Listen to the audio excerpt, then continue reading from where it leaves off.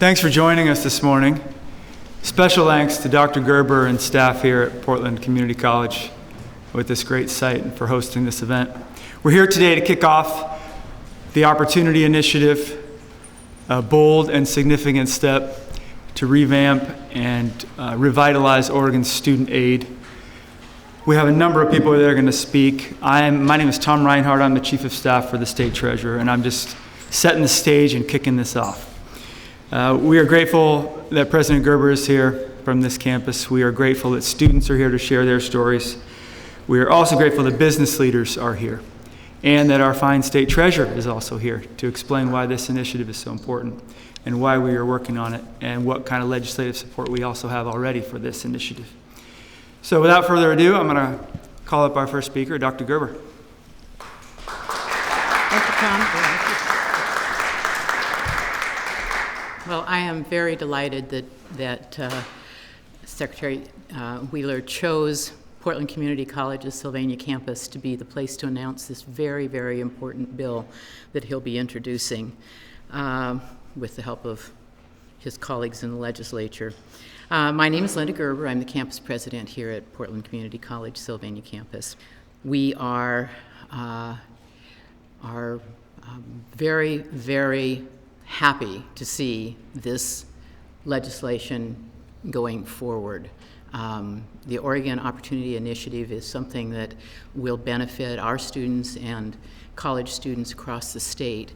And those of us who are here from PCC can speak probably for hours and days and weeks and months about the impact that the rising cost of education and the challenges students have in financing their higher education is having on the students that we see.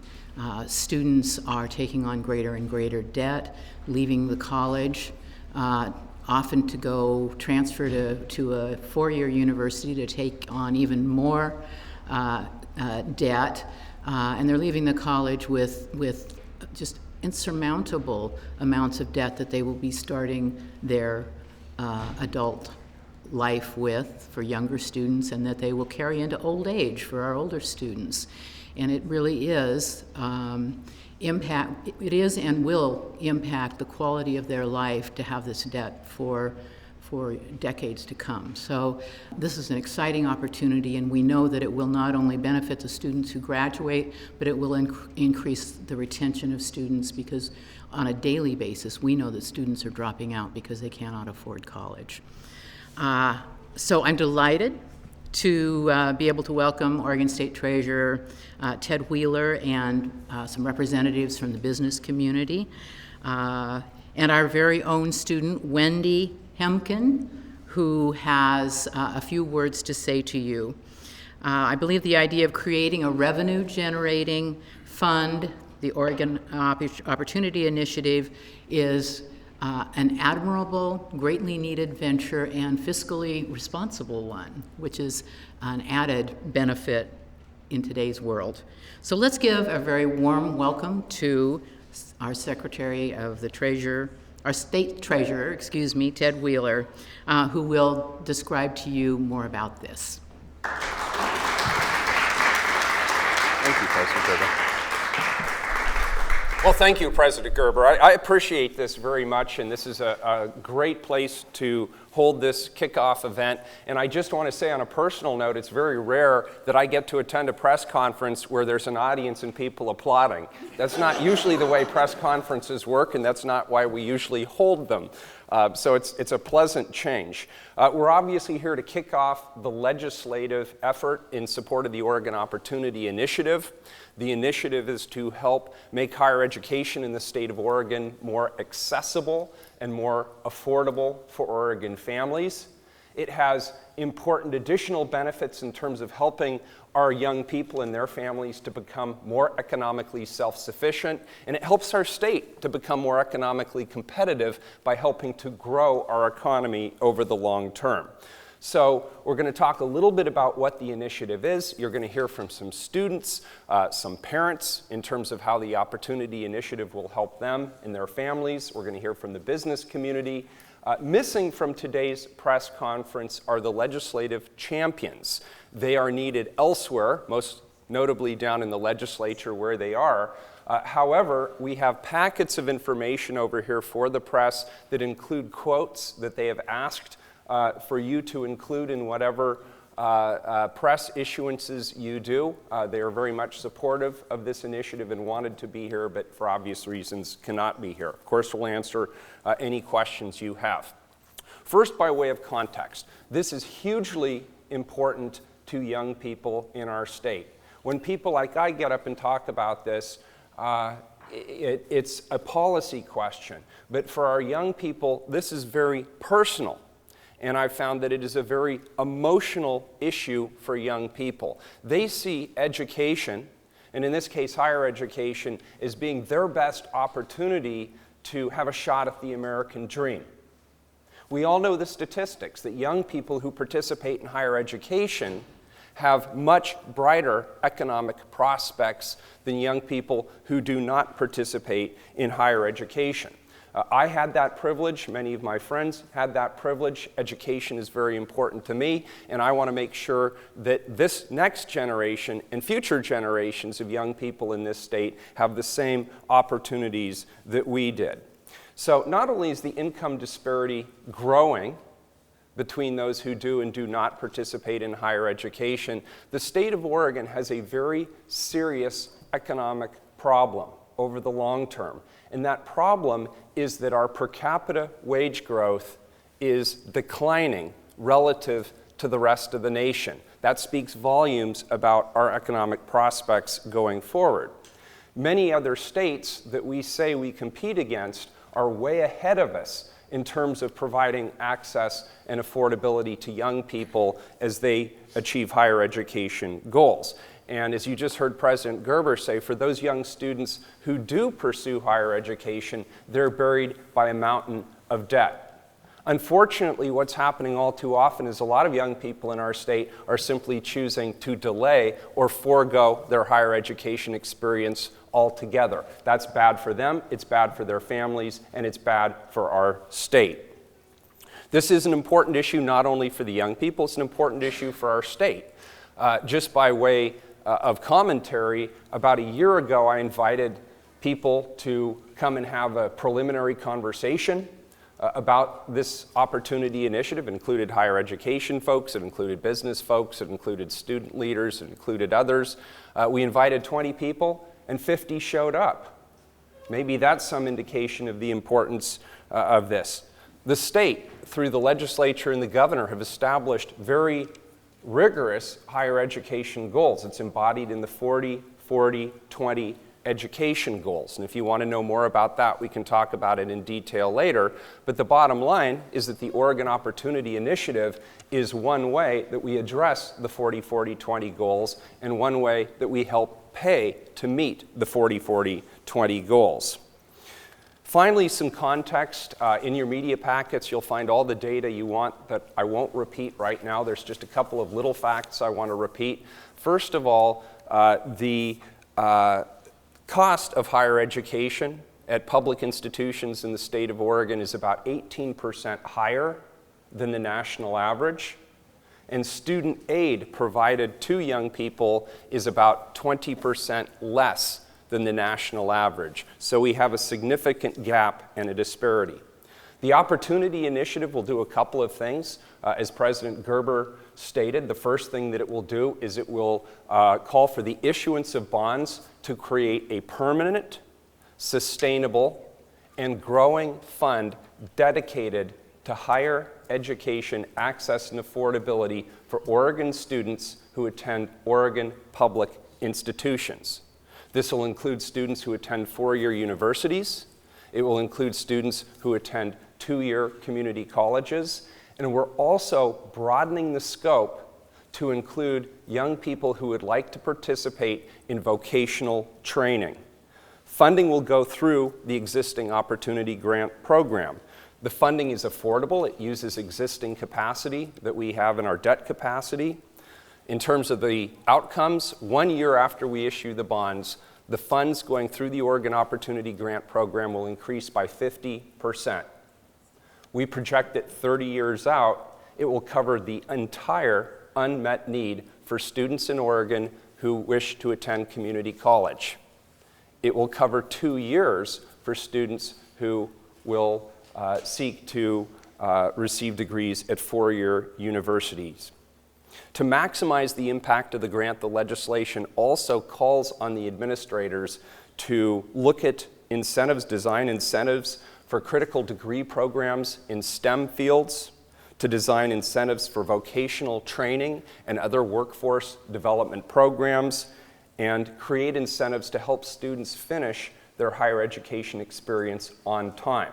That'll not only reduce their student debt, but it will also limit the need for increased capacity in terms of buildings and infrastructure. A couple of minor details. The Oregon Opportunity Initiative will go out as Senate Bill 11, that's the policy bill, and Senate Joint Resolution number 1, which is the referral to the voters. Since this is a new use of bonding capacity, it will have to go to the voters for a final say. So with that, I will stop my lengthy introduction. Now you'll hear from the people who really matter, the people who will benefit from the creation and the passage of the Oregon Opportunity Initiative. Thank you.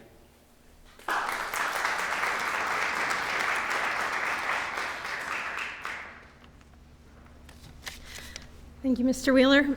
Good morning. Everyone who comes to college has a motivation.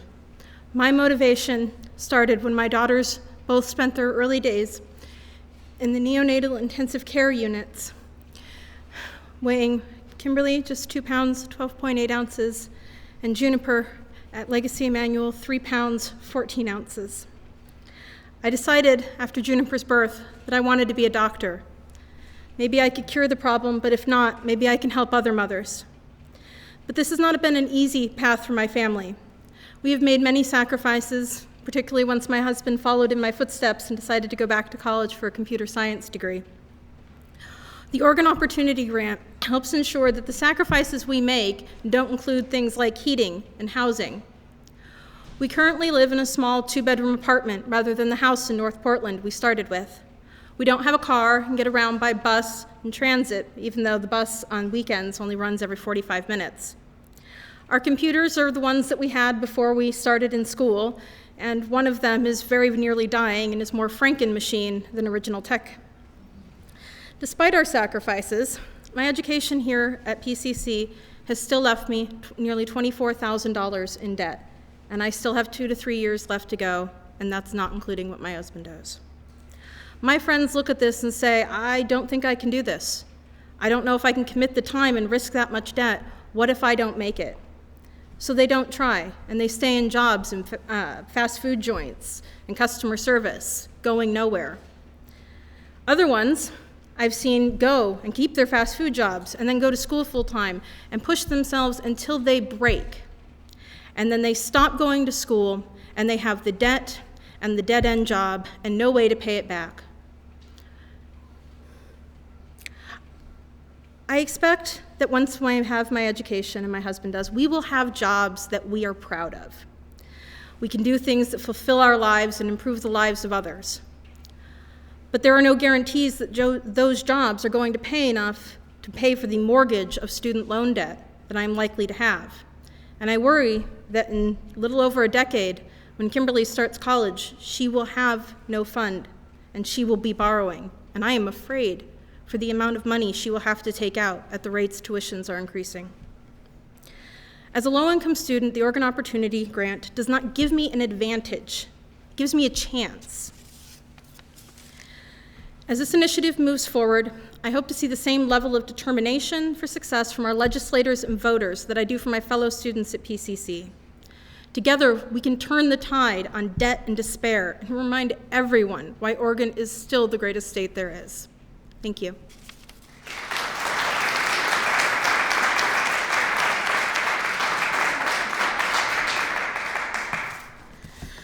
Good morning, everyone. My name is Tiffany Dollar, and this morning I'm here on behalf of students from Portland State University, as well as the Oregon Student Association, which represents more than 100,000 students across the state of Oregon participating in post-secondary education, thank you, at public institutions of higher learning.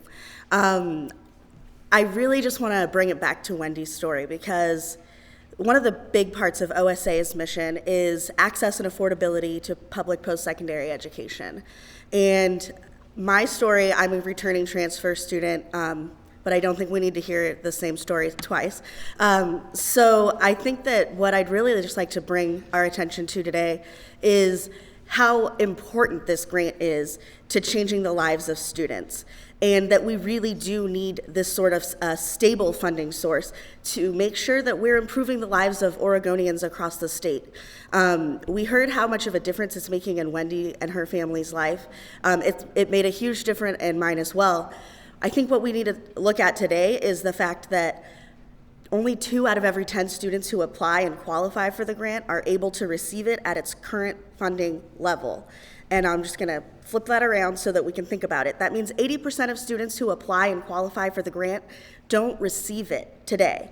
And that's why it's so important that we build this stable funding base for the grant and look at ways that we can reliably support the education of Oregonians around the state when we think about things like 40-40-20, when we think about things like Oregon's long-term economic future, having a highly qualified and skilled workforce here in Oregon, attracting companies so that we can make sure that we have employment here in the state of Oregon. I think that it's also really important for us to really think about what our long-term goals are here in the state of Oregon, and knowing that the grant is really important to achieving that end. And I would just like to wrap this brief little statement up with the fact that I'm really pleased to be here today. I actually started out here at PCC Sylvania before I moved on to Portland State University, where I'm now serving as the student body president, and I'm looking forward to the future investment that this resolution and bill can potentially provide for students across the state. At PSU, we actually have the highest debt levels of any graduating students in the state of Oregon from a public university, reaching nearly $25,000. And having that reliable and stable funding source of the grant can help families and students in their long-term financial planning when they're making decisions about their futures as well. Thank you very much.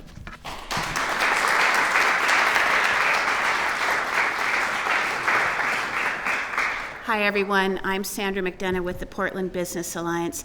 My job at events like this usually is to talk about why the proposal and why education is important for job development in the state of Oregon. I do it all the time with my colleague Ryan Deckert from the Oregon Business Association.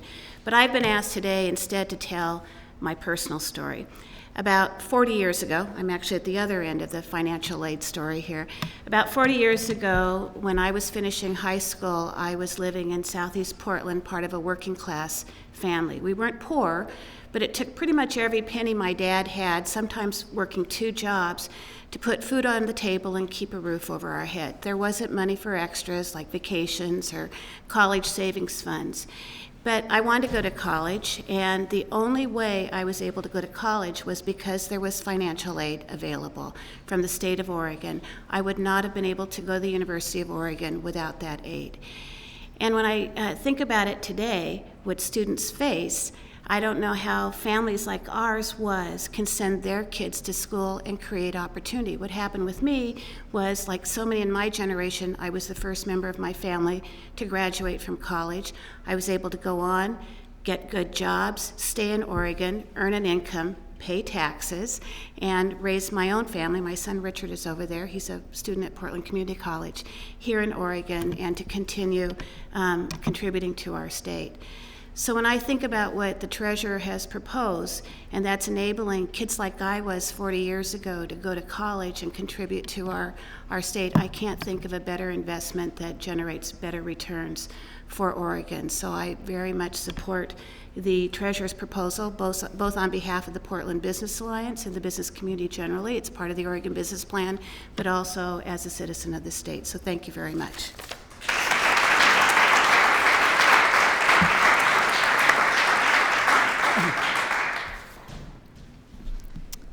Hello, I'm David Dugan. I'm with Blend International. We're a global company headquartered here in Portland, Oregon.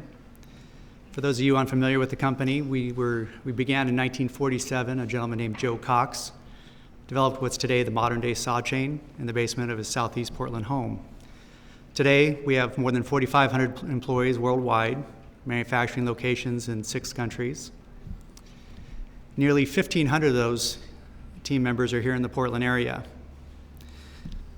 We have a long history of supporting jobs and growth here, and we'd like to see that continue. Part of that is both administrative, as far as corporate jobs, and then we also have our manufacturing facility, which has a variety of different trades and vocationals positions. So we have an apprentice program that's gone back decades. We've worked hand in hand with the state, with local institutions like PCC, CCC, and others, as well as other businesses to help grow those programs. In fact, we have one of the only tool and die apprenticeship programs here in the state.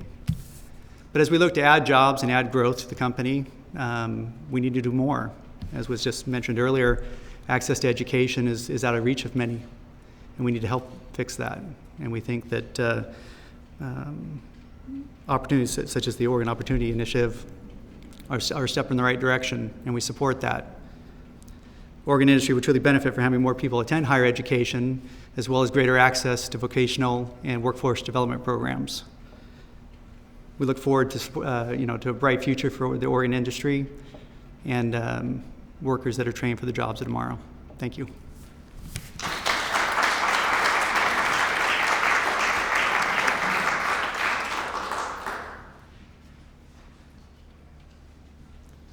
All right, well, thank you all very much. That's sort of the presentation part of our event today, but we want to make ourselves available for questions and answers.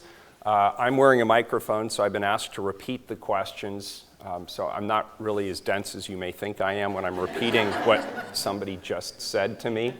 We're all available to answer questions. There's a couple of people from my team who can also help answer more technical questions if that's your interest.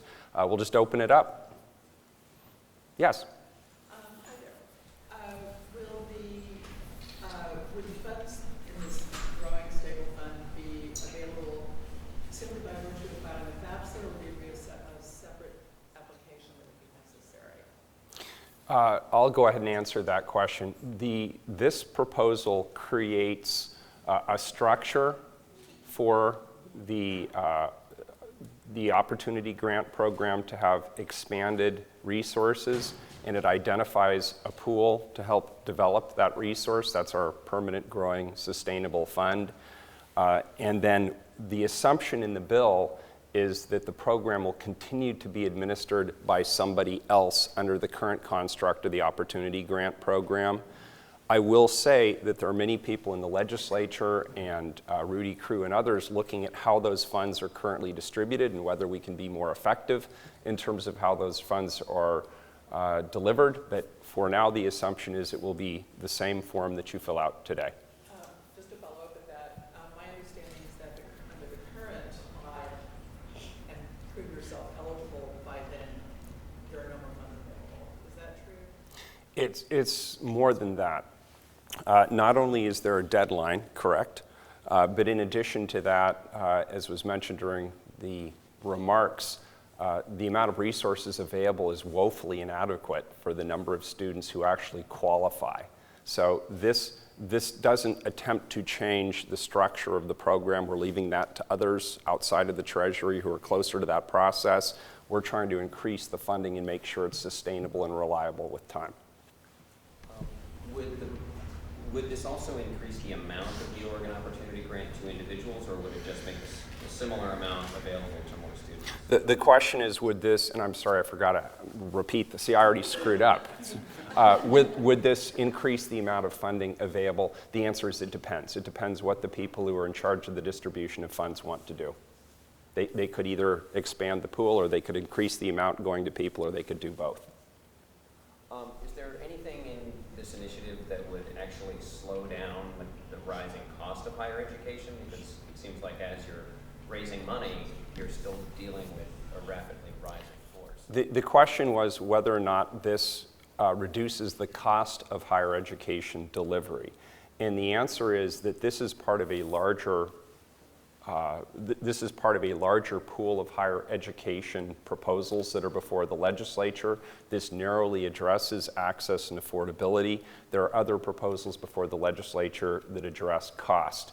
There is one component of this that I do believe can reduce the cost of higher education, and that's the call to administrators of the Opportunity Grant Program to create incentives to help young people graduate on time.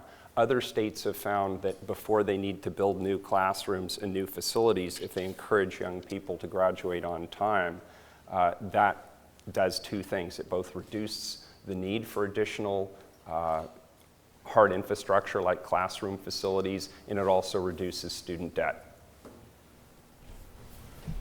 Hey, Tim. Could you please discuss briefly the Oregon Opportunity Initiative and potential anticipated economic multiplying effects? Well, you know, I'm going to turn that one over to Sandy McDonough. She did such a great job on our personal story, and I'm so used to hearing her talk about the economic impacts. I'm going to go ahead and let her answer that question. I saw that one coming. The question is whether, what the economic benefits are that we can tie to the Oregon Opportunity Grant. The business community's done a lot of work around this and what we need to do to raise wages and incomes in this state. And as the treasurer said, we've seen declining incomes, and this started 15 years ago, well before the recession. And study after study after study says that individuals with some post-high school, some secondary education, earn more over their lifetime than people who have no post-secondary education. So the best way to invest in people and to raise wages and incomes is to help them have education.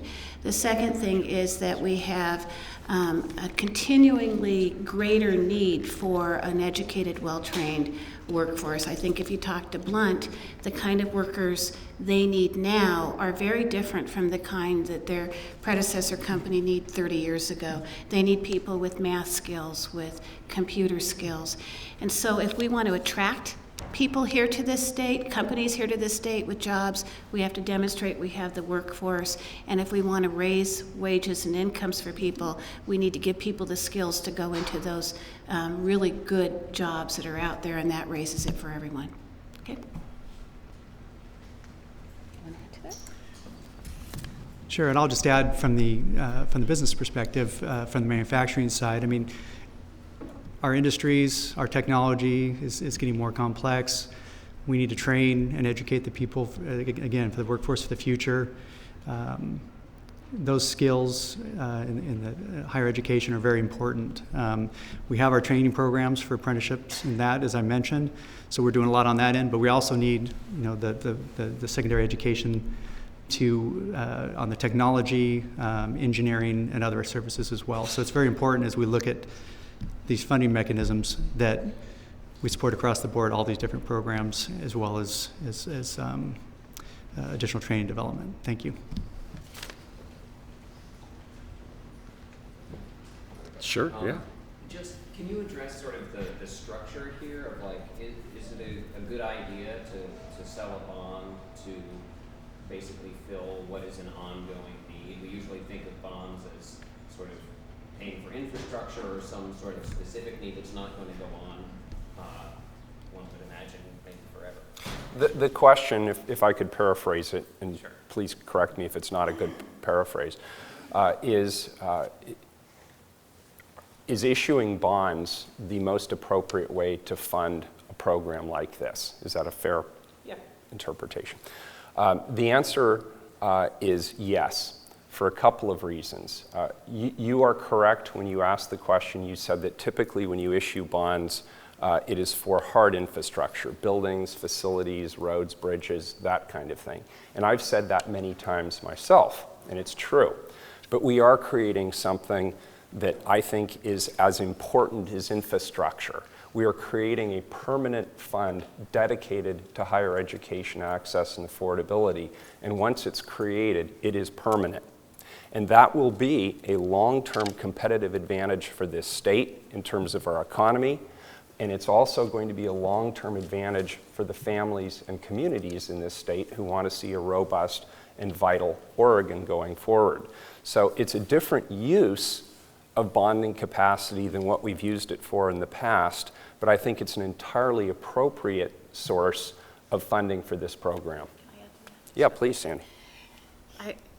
I was thinking about that as I came out, because typically we would also say that bonding, you buy hard assets, whether you invest in assets with returns. But when you think about, again, my story, the state invested in me and the state is getting a return. I'm working, I'm earning a living, I'm paying taxes, and probably more taxes than I would have had I not had access to higher education. Undoubtedly more taxes than I would have. And hopefully, some years out, we're going to hear the same from these ladies here, that they stay in Oregon, they get jobs, and they yield a return to the state, which is tax revenue that supports our state as a whole. And by then I'll be retired, so I'll be looking forward to that. She thinks. Oh, I hope so. We have time for one more, and then we'll stick around if anybody has one more burning question. I'd like to thank the students in particular for showing up today. I know you have very busy schedules, and we appreciate your time. And I want to thank all of you for your participation today as we begin this important journey. Thank you all for being here today. And again, I'll stick around for a few minutes if people have other questions. Thank you. Nice job. Thank you.